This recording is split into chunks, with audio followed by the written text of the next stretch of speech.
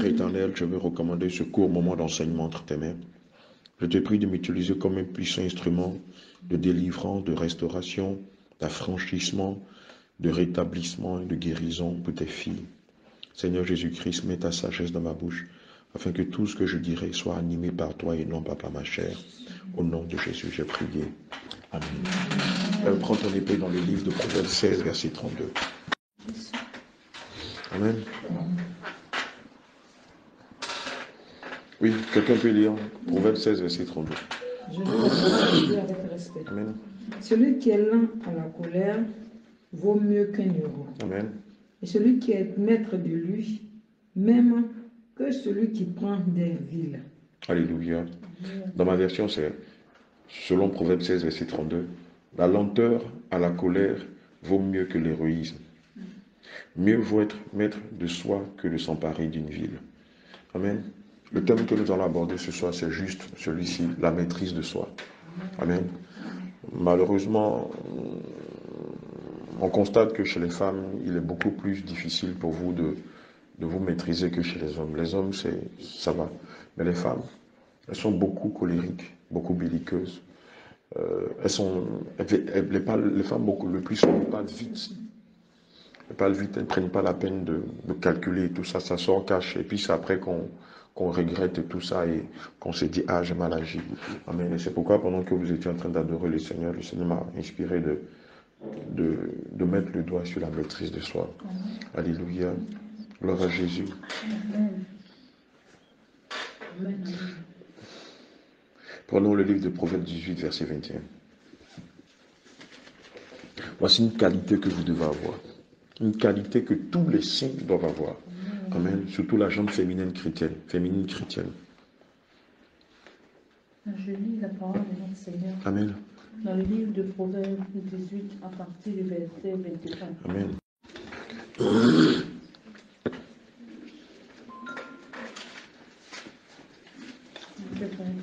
Verset 8. Non, 6.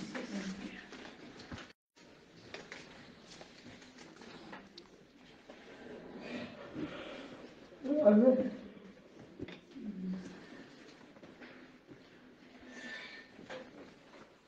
Un Thessaloniciens 5, verset 6. Oui, quelqu'un peut ici la trouver.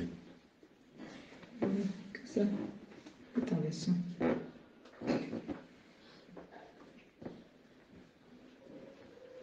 Je lis la parole de Dieu dans le livre de 1 Thessaloniciens 5, verset 6. Amen. Mais nous appartenons au jour et nous devons être sobres. Amen. Nous devons porter la foi et l'amour Amen. comme une cuirasse et notre espérance du salut comme un casque. Alléluia. Prends Éphésiens 4, verset 26 à 27.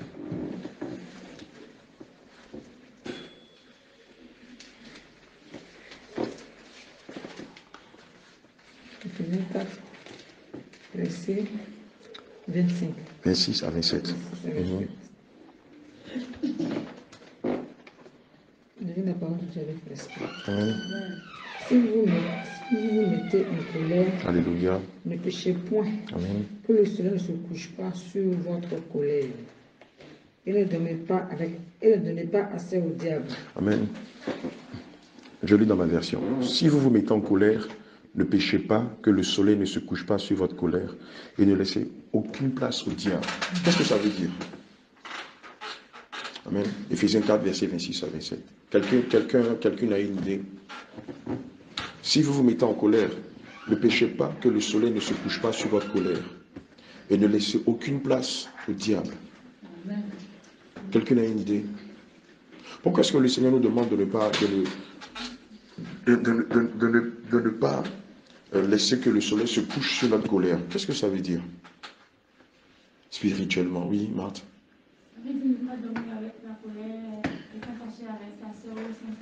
Donc, naturellement, qu'est-ce qu'on doit faire?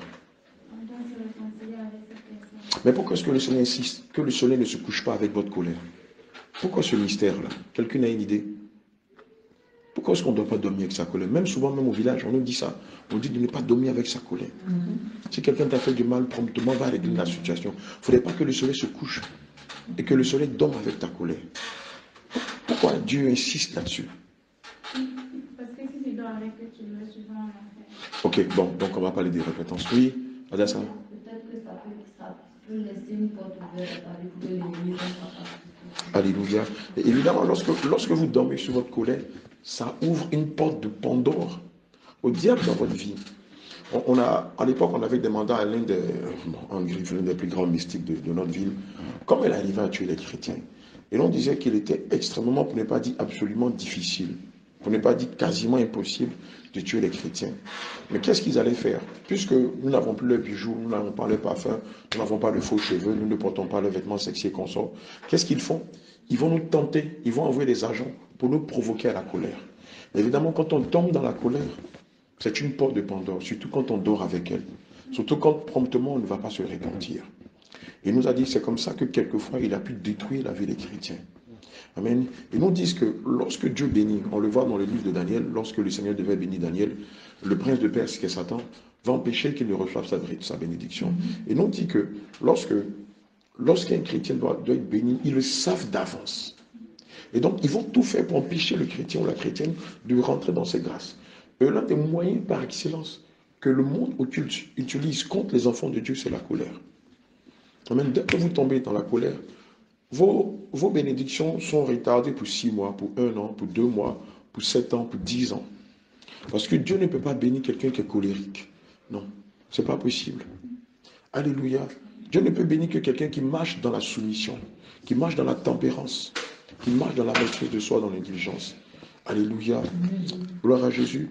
C'est pourquoi vous devez veiller sur vos âmes. Parce que quand une situation arrive, rapidement vous vous humiliez, même si vous avez raison.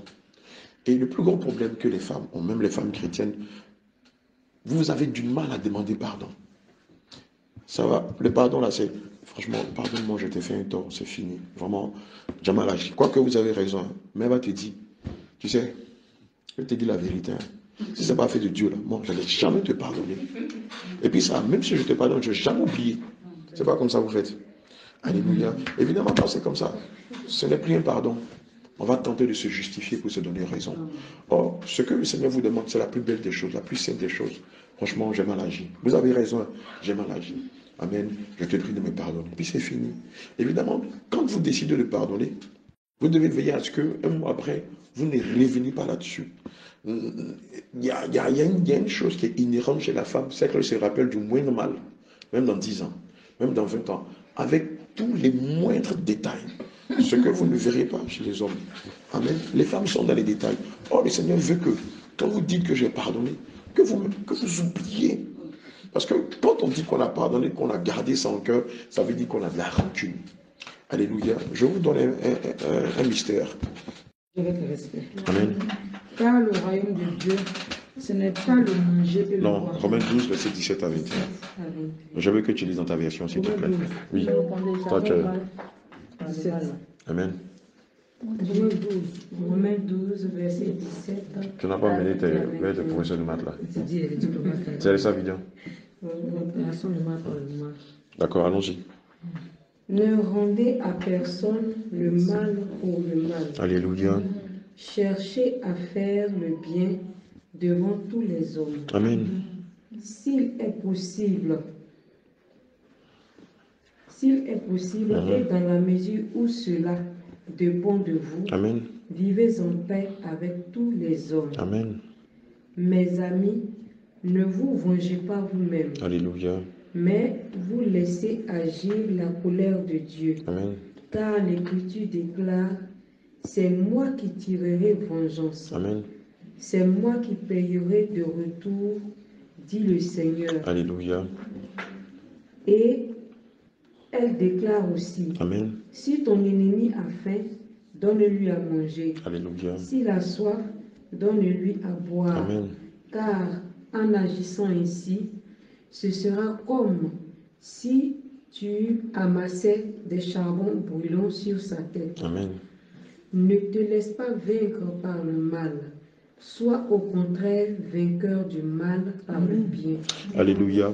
On va disséquer Romains 12, verset 17 à 21. Premier verset. Ne rendez à personne le mal pour le mal. Recherchez ce qui est bien devant tous les hommes. Comment on peut expliquer ça? De façon simpliste. Comment on peut expliquer ne rendez à personne le mal pour le mal? Recherchez ce qui est bien devant tous les hommes. Comment on peut expliquer ça? Oui, Marthe? Ne pas se venger. D'accord. Quelqu'un peut dire quelque chose d'autre? Oui. Si quelqu'un t'a insulté, tu l'insultes toi aussi. Ça te rappelle quelqu'un, non? Amen. Alléluia. Quelqu'un peut ajouter quelque chose d'autre? Pardonner à tout le monde. Super. On peut ajouter quelque chose, on a envie de dire son contraire. Alléluia. Effectivement, c'est cela. Prenons le verset 18. S'il est possible, autant que cela dépend de vous, soyez en paix avec tous les hommes. Ça veut dire quoi? Si quelqu'un est en guerre avec moi, je suis aussi en guerre avec lui. Non. Ça veut dire quoi? Parlez. Amen. Si deux personnes sont en train de se battre, que j'ai l'attitude de les séparer, je fais quoi? Il faut bien le bouter même. Lui-même là, c'est comme s'il il faut casser sa bouche, arrache-lui 2 dents. C'est comme si tu fais ça même, nous tous on sera délivrés de lui dans le quartier. Amen. Mais c'est bien fait pour lui. C'est bien fait pour lui. Lui là, c'est comme si sa bouche là, c'est lui toujours. Djebé, djebé, djebé, plec, plec, plec, plec. Tape sur bouche là, bien même. Laissez-les vont se battre. On est fatigué de lui. 1, 2, 3, c'est lui qui menace les gens dans le quartier. Amen. Quand on lit le livre de Matthieu 5, au verset 9, quelqu'un peut prendre Matthieu 5, verset 9, s'il vous plaît. Matthieu 5, verset 9. Je lis la parole de Dieu avec respect. Alléluia. Heureux ceux qui procurent la paix, car ils seront appelés fils de Dieu. Amen. Gloire à Jésus. On revient sur le verset 18 de Romains 12. S'il est possible, autant que cela dépend de vous, soyez en paix avec tous les hommes. Qu'est-ce que le Seigneur entend par là? S'il est possible, autant que cela dépend de vous, soyez en paix avec tous les hommes. Ça veut dire qu'à la base, donc, nous en tant que chrétiens, nous sommes quel genre de chrétiens? Nous sommes quel genre de personnes? Les gens de paix. Ça veut dire que nous sommes des pacificateurs ou des pacificatrices. Ça veut dire que nous sommes des hommes de paix. À la limite, maman ressemble un peu heureux. Voilà, un poltron, quelqu'un qui n'est pas trop sûr de lui. Juste la taper même là, il n'y a rien même. Amen. D'ailleurs, c'est pourquoi l'humanité se moque de nous. Parce qu'on ne ressemble à rien. Devant eux, on n'est pas à la dernière mode, on n'est pas branché. On ressemble à des gaous, à des braiseaux, voilà, du vieux jeu. Des amours. Voilà, des amorphes. Alléluia. Si ils ont un terme qu'ils disent là, que les Camerounais utilisent, que les personnes qui sont comme ça, on les traite des mougous. Des comment? Des mougous. Des mougous. Tellement que tu es doux, tu es bon là, tu penses que tu es belle. Voilà, tu n'as pas de mots à dire, voilà, tu es... Amen, tu es naïf, quoi. Que Dieu les bénisse. Alléluia. Évidemment, c'est l'attitude que le Seigneur veut qu'on ait. Quelqu'un me disait entre vous, la dernière fois, je ne sais pas si c'est Joël ou Daniel qui me disait que quand nous avons affaire aux Marocains ici, que vous dites, je laisse pour moi à Dieu, rapidement, il tente de réparer son tort parce qu'il n'a pas envie d'avoir affaire à Dieu. Évidemment, c'est l'attitude que tout chrétien doit avoir. Je laisse pour moi à Dieu. On te fait un tort, je laisse pour moi à Dieu. On te méprise, je laisse pour moi à Dieu. On t'insulte, je me laisse pour moi à Dieu. On t'humilie, je laisse pour moi à Dieu. Amen. On va le voir tout à l'heure dans le même livre de Romains 12, le verset 19. Quelqu'un peut lire, s'il vous plaît. Romains 12, verset 19. Amen. Ne vous vengez les hommes. Non, tu es fatigué, tu es fatigué. Il faut bien regarder. Allume ton truc là, il fait un peu sombre. D'accord, vas-y. Ne vous vengez point vous-même. Voilà. Ne vous vengez pas toi, non. D'accord. Ne vous vengez point vous-même. Alléluia. Mais laissez agir la colère. Amen. Il est écrit, à moi la vengeance, à moi la rétribution, dit le Seigneur. Qu'est-ce que le Seigneur veut nous dire par là? Ne vous vengez point vous-même, mais laissez agir la colère. Le petit, mais laissez agir la colère. Là, en principe, dans le français technique de 2021, quand on dit mais laissez agir la colère, ça veut dire quoi? Laissez, Merci. En principe, c'est ce que le mot dit. Hein. Mais laissez agir la colère. Quand on dit laisse agir la colère en toi, ça veut dire quoi? Elle dit tellement elle est surprise. Oui, c'est ce que c'est. Il n'y a pas de retenue, il n'y a pas de retenue. Laissez agir la parole de Dieu. Voilà. Maintenant, Ici, tu sais que la parole de Dieu est remplie d'allégories, de symboles et de métaphores. Ici, on dit laisser agir la colère. Bon français, quand on dit laisse agir ta colère, ça veut dire quoi? Faut tout détruire, c'est gâté. Déballer tout. Déverse tout. Alléluia. Amen. Mais est-ce que ça veut dire de laisser agir ta colère? Alléluia. Gloire à Jésus. Regardez bien ce qu'il écrit. Regardez bien ce qu'il écrit. Reprenez la phrase dans le 8 secondes. Il est dit quoi? Écrit, ne vous vengez pas. Non, mais laissez agir la colère. La colère de qui? Bien sûr, bien entendu, c'est la colère de Dieu. Et c'est ce que sa version dit ici. Tu peux lire dans ta version, s'il te plaît. Mes amis, ne vous vengez pas vous-même, Oui. mais laissez agir la colère de Dieu. Oui, mais laissez agir la colère. Si c'était votre colère, ils auraient dit quoi là? Mais laissez agir votre colère. Laissez agir votre colère, mais laissez agir ta colère. Mais la colère n'est pas à vous. Amen. Que peut faire la colère d'un homme vis-à-vis du monde occulte ou vis-à-vis de ceux qui nous humilient? Rien. Mais est-ce que vous imaginez combien de fois est plus grande la colère de Dieu vis-à-vis de nos adversaires, de nos ennemis, de ceux-là qui tous les jours nous outragent, nous diffament? Amen. C'est comme quelqu'un à qui il allait dans une église et puis le pasteur lui a dit ta maman est sorcière. Et puis il prend une machette qui va menacer sa maman. Mais indépendamment de sa maman, il y a toute une confrérie derrière sa maman qui pratique la sorcellerie. Il ne la connaît même pas. Lui, il agit selon sa colère vis-à-vis de sa mère seule. Or, sa mère seule ne fait pas cette confrérie de sorciers. Alléluia. Le Seigneur veut qu'on dise, je laisse pour moi à Dieu. Quand vous dites que je laisse pour moi à Dieu, vous êtes en train de dire, Seigneur Jésus, toi-même là, que ta colère tombe sur eux. Alléluia. Parce que votre colère est mauvaise conseillère. Quelqu'un a dit, je crois que c'est moi qui disait que si on se met en colère, qu'on ne se répand pas et qu'on meurt, évidemment, on ira en enfer. Mais quand vous confiez tout au Seigneur Jésus-Christ, lui, il règle les choses selon lui-même, selon son bon vouloir, selon sa direction. Alléluia. La première fois quand on était à l'Otogo, on avait une de nos filles dans la foi que je suivais qui était sorcière. Et donc dans l'église, tout le monde la fuyait, tout le monde avait peur d'elle. Et donc pendant un mois, prier, supplier, excusez-moi, jusqu'à ce que sa délivrance soit totale et qu'elle reçoive le baptême du Saint-Esprit. Mais je vous assure que lorsqu'elle a reçu le baptême du Saint-Esprit, c'était magistral. La puissance avec laquelle le Seigneur l'avait remplie du Saint-Esprit, personne n'avait autant de puissance dans l'église. Donc ça fait qu'elle est devenue la prophétesse attitrée de l'église. Mais avant ça, qu'est-ce qui va se passer? Son père va tenter de l'initier à la sorcellerie. Ça va marcher à moitié. Donc elle pratiquait la sorcellerie inconsciente. Mais son père voulait qu'elle soit une sorcière consciente. Et donc il y a des combats qui vont être menés. Vous savez ce qui s'est passé? Pour elle seulement, le Seigneur Jésus a tué 50 personnes dans son village. 50 personnes bien comptées. Mais vous vous imaginez si c'est elle qui devait tenter de se venger de ses ennemis, est-ce qu'elle n'allait pas venir? Or, pour elle, simplement, le Seigneur a tué 50 personnes dans son village. Donc, dans son village, tout le monde la criait. On disait, elle, c'est la fille du feu. Dans leur langue, dans une langue au Togo. C'est la fille du feu. Amen. Or, nous savons que tous, Dieu est du feu. Alléluia. Amen. Il dit, mais laissez agir la colère, car il est écrit, à moi la vengeance, à moi la rétribution, dit le Seigneur. Maintenant, indépendamment de la colère que nous devons porter à nos ennemis, qu'est-ce que le Seigneur nous conseille de faire? On le voit dans le livre de Romains 12, toujours, verset 20. Si ton ennemi a faim, S'il a soif, donne-lui à boire. Amen. Par là, ce sera comme si tu lui mettais des charbons ardents sur la tête. Amen. Qui est déjà allé chez un marabout? Chez une féticheuse, souvent chez un féticheur, chez un voyant. D'accord. Ok. Que Dieu vous affirme dans sa parole. Vous allez constater que quand on va chez un marabout, dans le but de faire du mal à son prochain, voilà une seule chose que le marabout dira. Si c'est quelqu'un de bien, le médicament ne pourra pas marcher.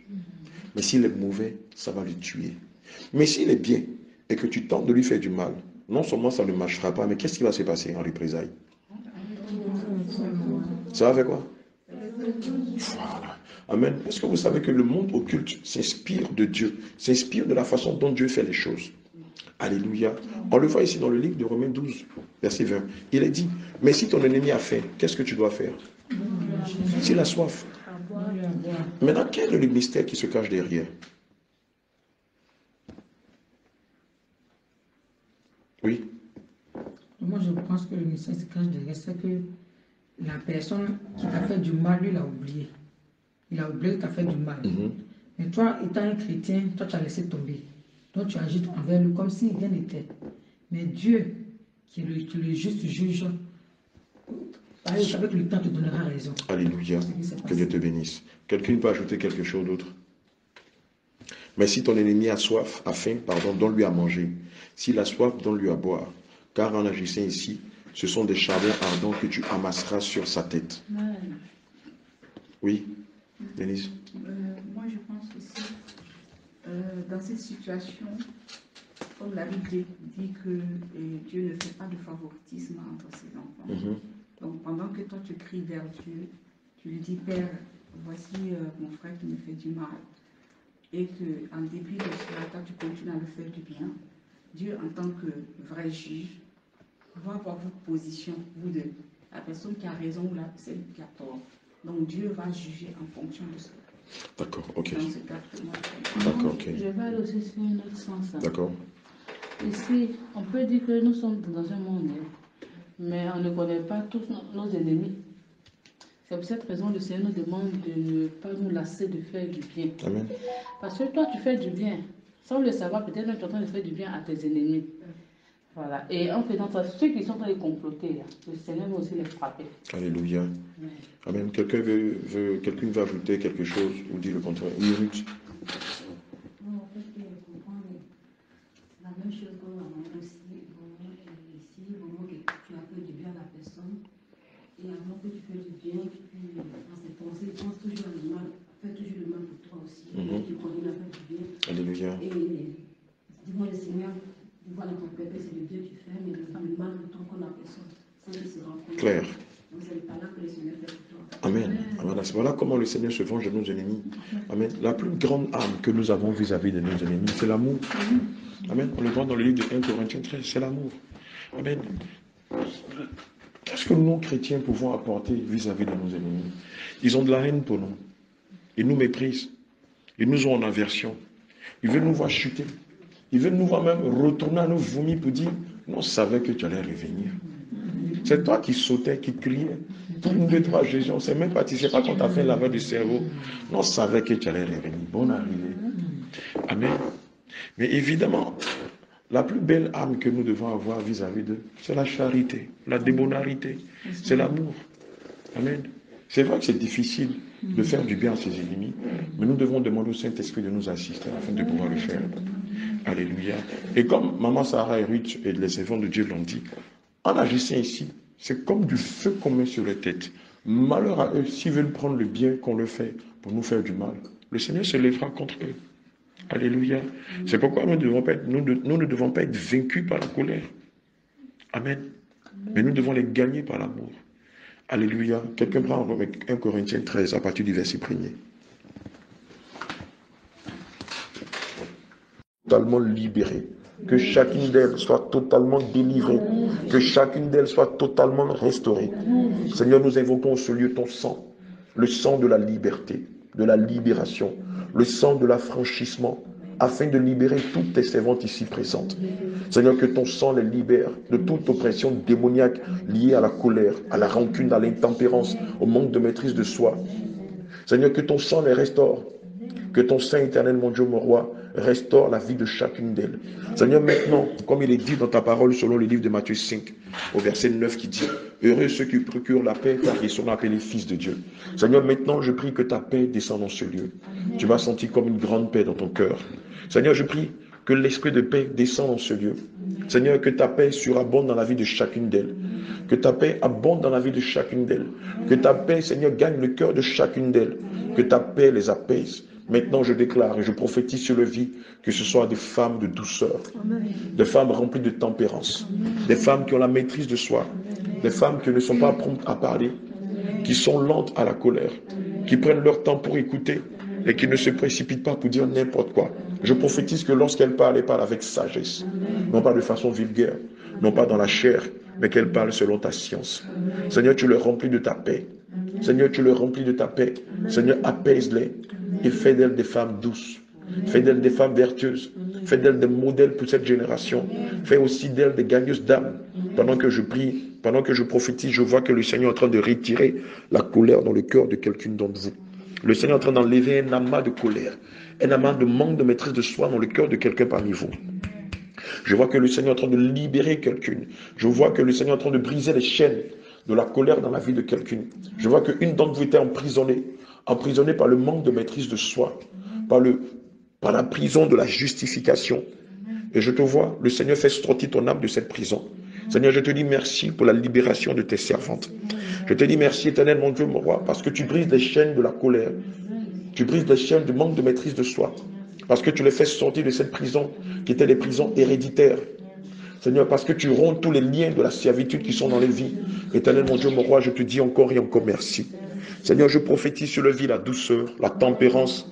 Seigneur, ce que l'ennemi avait volé, j'ordonne que ta droite se déploie dans le monde astral et aille rechercher. Seigneur, tous les biens que l'ennemi leur avait volés et tu les restitues à chacune d'elles. Je fais allusion à la paix, à la joie, au mariage, à la stabilité, à la vie de prière, à la guérison, à la santé, à la stabilité, à la fécondité, Seigneur, au travail, éternel mon Dieu, mon roi, à l'élévation, à la quiétude, Seigneur, à ta lumière, Seigneur Jésus-Christ, qui brille sur leur vie et qui impacte toute leur génération.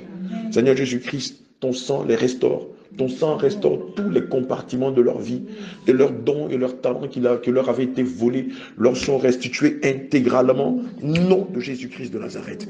Seigneur, je te dis merci pour ce moment de prière, d'échange, d'enseignement, de partage, au nom de Jésus. Seigneur, je prie que durant le cours de cette nuit, Seigneur, que tu nous parles par des songes, par des signes et par des visions. Il est dit dans ta parole, selon le livre de Job 33 au verset 15, que Dieu nous parle lorsque nous dormons profondément sur notre couche, par des songes, par des visions, par des signes. Seigneur, durant le cours de cette nuit, révèle-nous tout ce qui s'est déroulé durant le cours de ce moment d'échange et de prière. Saint-Esprit de Dieu, veille sur l'âme de chacun de nous. Père éternel, comme il est dit dans le livre de Psaume 3, verset 6, je me couche, je m'endors et je me réveille. Que ces trois processus, Seigneur, s'achèvent dans la vie de chacun de nous. Et par ta grâce, que demain, que chacun de nous soit réveillé, non seulement, Seigneur, pour passer à une autre phase, mais aussi, Seigneur, afin de pouvoir œuvrer, Seigneur, pour l'avènement de ton Saint-Nom. Seigneur, je te dis merci pour la vie de chacun de nous, que le règne, la puissance, la gloire, la majesté, la force et le pouvoir te soient rendus. Au nom de Jésus, j'ai prié. Amen. Amen. Pendant qu'on prie, est-ce que quelqu'un parmi vous a vu quelque chose? Quelqu'un parmi vous a eu à voir quelque chose? Le Seigneur t'a révélé une image, quelque chose pendant qu'on priait? Est-ce que tu as vu quelque chose de particulier? Est-ce que tu as senti quelque chose de particulier pendant qu'on priait? Rapidement, oui, Marthe. Amen. Évidemment, ce sont les esprits qui t'affectaient, tels que l'esprit de la colère, qui sont sortis de toi, l'esprit du manque de pardon et tout ça, de l'intempérance. Oui. Oui. Des bâillements, et ce sont les mêmes esprits qui sont sortis de vous. Amen. Qui d'autre? Oui. Déborah. J'ai senti comme si une corde, quelque chose est attaché ici. J'ai senti une douleur, après ça commence à quitter. Alléluia. Gloire à Jésus. Quelqu'un a senti quelque chose d'autre? J'ai vu un truc là, je sais pas, mais j'ai vu une grosse main, mais avec des grosses bagues. Des grosses bagues. Des bagues, aussi des grosses mains. Amen. Tout d'homme. Amen. Alléluia. Dès que j'ai commencé à prier pour vous, il y a comme un esprit qui est venu se mettre en face de moi, qui a commencé à me menacer. Et dès que j'ai pris autorité, il a fui. Il y a une masse noire qui est venue se mettre là, comme ça ici. Alléluia. Amen. Quelqu'un a vécu quelque chose? Oui, Ruth. Amen. J'étais très colérique. D'accord. Ok. Alléluia. Quelqu'un a vécu une autre expérience? Oui. Tu as senti une forte chaleur dans ton dos. Amen. Auparavant, tu sentais quelque chose dans ton dos. Tu sentais comme une présence dans ton dos. Comme si on te suivait ou comme quelqu'un était proche de toi. Comme si on te pillait. Comme le sentiment d'avoir quelqu'un dans son dos. Ça t'arrive souvent. Ça a été ta libération. Amen. Que le Seigneur nous bénisse. Allez, bonne nuit à vous.